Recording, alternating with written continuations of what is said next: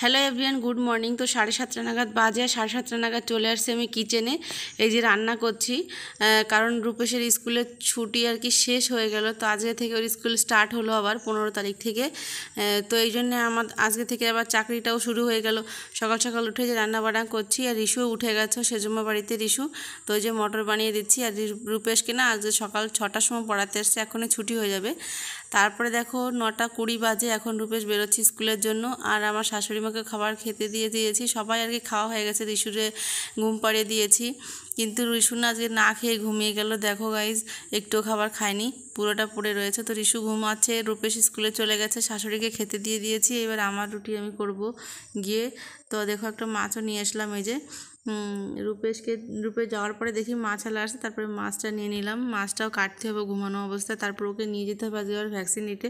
তো কালকে রাত্রের একটু আটা মাখা আছে, তো ওইটুকু আমি বানিয়ে নেব। আর দেখো আমার রিশুকে নিয়ে এসেছি ভ্যাকসিনের সেন্টারে। তো ওই যে মাপা মেশিনটা একবার বসিয়ে ওকে মাপিয়েছে, ও বারবার ওই মাপা মেশিনটা আর কি বসতে চাচ্ছে। দেখো ওইখানে যেতে চাচ্ছে বারবার। তো এটা হচ্ছে গিয়ে রিশুর 9.5 মাসের ইঞ্জেকশন। আর রিশু আমার পাশেই বসে আছে, এখন রিশুর গলা শুনতে পাবে তোমরা মাঝে মাঝেই। তো দেখো প্রচুর পরিমাণে ভিড় হয়েছে, এই যে প্রচুর পরিমাণে ভিড়। তো আমি মাঝখানে বাড়িতে গেছিলাম, বাড়ি থেকে আবার আসছি এখানে। আর যখন ভয়েসটা দিচ্ছিলাম গাইস, ফ্যান চালিয়েছি, তখন একটু আওয়াজ হতে পারে।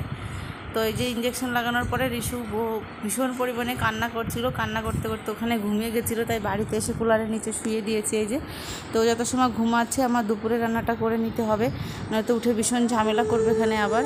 তো এই যে দুপুরে রান্নার জন্য আমি এই যে কড়াইতে মাছ ভাজা করছি, লাউ দিয়ে ঘন্ট করবো তাই। আর মাছের ডিম ভাজি করব। আর এই চিংড়ি মাছের মাথাগুলো রেখে দিয়েছিলাম, ওটা বাটা করব। তো এই যে কুচিয়ে রেখে দিয়েছি আমি। তো চলো ফটাফট রান্নাটা সেরে নেওয়া যাক। তো সবার প্রথমে এই যে আমি চিংড়ি মাছের মাথাগুলো ভালো করে কড়কড়া করে বেটে নিয়ে ভেজে নেব, তারপরে বাটতে সুবিধা হবে আর কি। তো চিংড়ি মাছের মাথাটা যত কড়কড়া হবে তত বাটতে সুবিধা হবে, একদম গুঁড়ো গুঁড়ো হয়ে যাবে।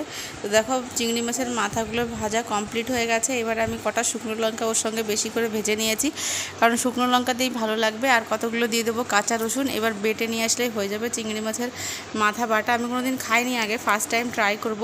আমি ফেলে দিচ্ছিলাম মাথাগুলো, আমার যা বললো ফেললি কেন, তাই এগুলো বেটে খেয়ে নিস কেন, তাই বাটছি।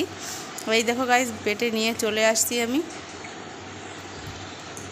আর এই যে লাউয়ের ঘন্টটাও রেডি হয়ে গেছে, মাছ ভাজা রেডি, সব কিছুই রেডি হয়ে গেছে আর কি।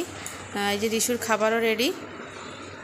তো বিকালবেলার দিকে এই যে আমার রিশু খেয়ে দিয়ে দেখো খেলা করছে। আর 9.5 মাসের ইঞ্জেকশনে বেশি কোনো অসুবিধা হয়নি এর, বলেই দিয়েছে ওখানে থেকে যে 9.5 মাসের যে ইঞ্জেকশনটা দেবো বেশি কষ্ট হবে না আর কি। তো 3টে দেওয়ার কথা ছিল, 2টো দিয়েছে আজকে। তো চলো ভিডিওটা আমি এখানেই শেষ করছি, টাটা।